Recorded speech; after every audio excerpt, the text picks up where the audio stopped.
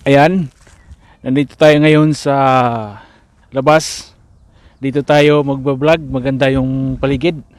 So guys, welcome back sa panibago naman nating tutorial. Napapansin nyo sa likuran ko, nag-iba yung background natin, nasa labas ako. Dito sa park, dito naman ako nag-vlog para maiba naman ang ating background. Ngayong tutorial, ang ituturo ko ay kung paano gamitin ang caliper, micrometer at bore gauge na wala pang alam kung paano gamitin ang caliper, micrometer at bore gauge. Dapat alam nyo kung paano ito gamitin para hindi kayo magka-problema sa inyong trabaho. Ito yung mga tools na kailangan nyong gamitin sa mga parts na inyong ginagawa. So sana itong video na to makatulong sa iyo para may apply mo sa iyong trabaho. Itong caliper na ito, Mitutoyo made in Japan. So hanggang 300 mm ito. Ayan. Hanggang 300 mm yung max.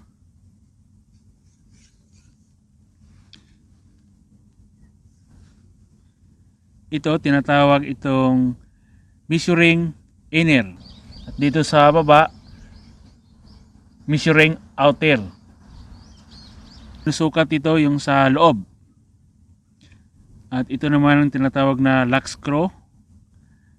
Ito ang thumb screw. At ito naman ang vernier scale. Ito tinatawag itong vernier scale. At ito tinatawag itong depth measure. Yung sa mga ilalim na sinusukat mo, ito yung itutusok. So paano nga ba ito gagamitin? Nakita nyo sa itaas at dito sa ibaba, yung 0 nagkatapat. Pag i-slide ko dito hanggang sa 10, ang pagbasa niyan 10 mm. Ayan. Paano pag nandito siya? So ang pagbasa 10.2 mm. Hanggang dito 10.5 mm. Paano pag nandito siya malapit sa isang guhit? 10.9 mm. Ayan. Pagtatapat na yan dito sa isang guhit, 11.0 mm. Ganito ang paggamit ng caliper. Yung bore gauge naman ang aking ipapaliwanag kung paano ito gamitin. Ito ang bore gauge. Ito may lock dito. Ito yung bezel clamp. Tapos ito indicator. At ito yung extension rod. Ito naman yung measuring point. Ayan, ito. Tapos itong dito sa gilid, yung tinatawag na centering contacts. At ito yung handle. Ito naman yung clamp. So paano ito gagamitin? So, nakita nyo may guhit. So, ito na si-set up na ito gamit ang micrometer. Halimbawa nakalagay sa diagram 48.25 mm plus minus 0.03. So dito sa 0, paglalampas niya dito sa plus ng tatlong guhit, okay lang dahil plus minus ang tolerance. Or dito siya, lalagpas siya ng tatlong guhit, okay lang. Kasi plus minus 0.03. Paano naman pag 48.25 minus 0.03. Mula sa 0, hindi ka pwedeng lalagpas dito. Dahil nakalagay sa diagram, minus 0.03. So, tatlong guhit dito, hanggang dito lang. At dito sa 0, at dito lang sa tatlong guhit. Hindi pwedeng lalagpas sa 0 dito sa plus. Malaki. Pag ganon, malaki ang sukat. So, damage. Paano naman pag 48.25 plus 0.03? So, dito lang.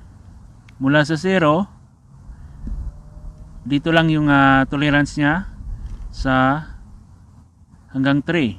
Yan. At hanggang 0. Ito mga example ko lang, nilalagay ko lang ng mga number dito. 48.25 ang mga binago ko lang ang sa tolerance ng gauge.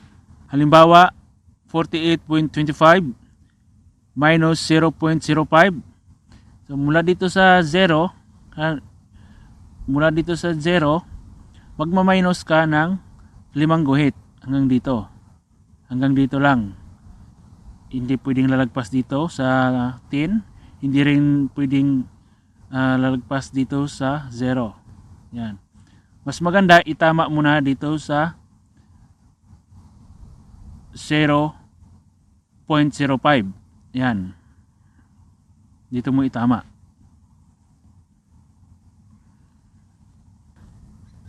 Halimbawa 0 ang saktong sukat. Tapos pag sukat mo malaki, dito na siya. So para babalik siya sa 0, kailangan mo mag-minus. Mag-apply ka ng minus dahil dito ang nakatutok ang long pointer. Mag-minus, apply ka ng minus 0.1 para babalik siya dito sa 0. Yan. Pag dito naman sa 10 or dito sa 20, yan, magpa-plus ka para babalik sa 0. Mag-plus ka ng 0.2 para babalik siya dito sa 0. Yan.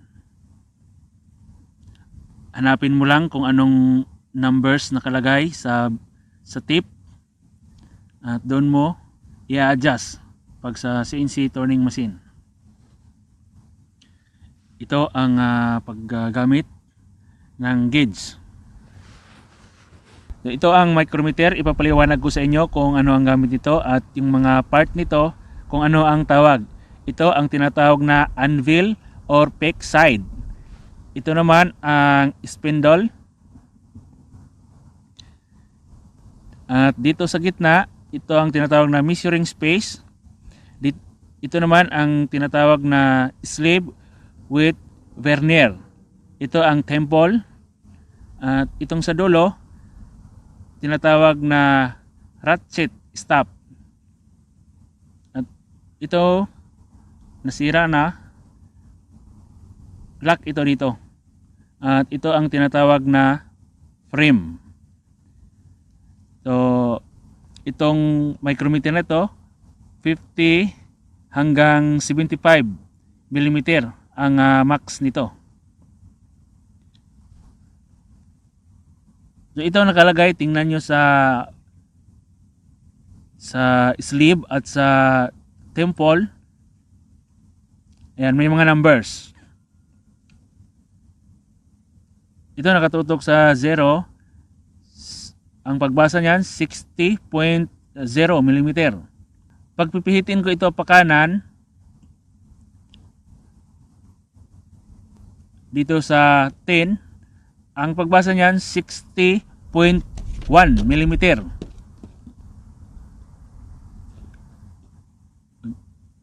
dito 60.2 mm. Dito sa 30, 60.30 mm or 3 mm.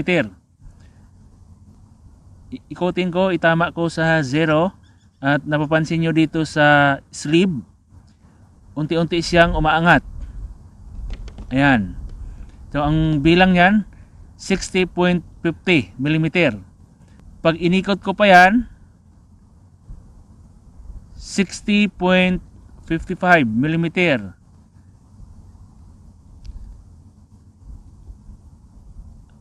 Yan, iikot ko 60.7 mm or 70. Pag inikot ko pa dito 60.80 mm.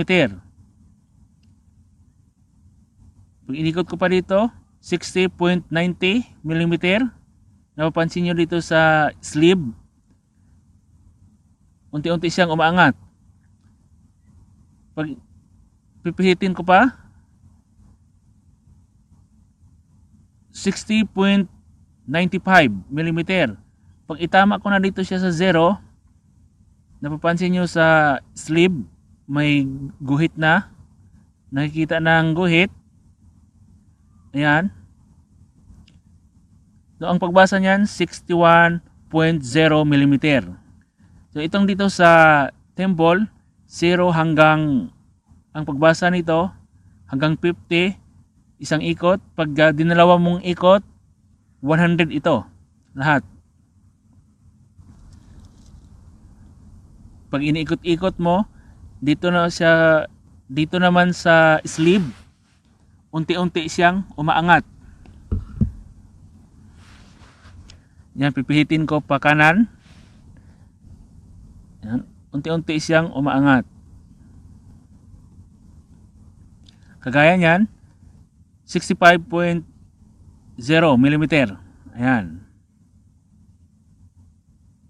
So ganito lang ang paggamit. Ayun guys, sana may natutunan ka sa video ito. At kung nagustuhan mo itong video na to, huwag kalimutang i-like, i-share at mag-subscribe. Click the notification bell para updated lagi sa in-upload kong mga videos. Maraming salamat po.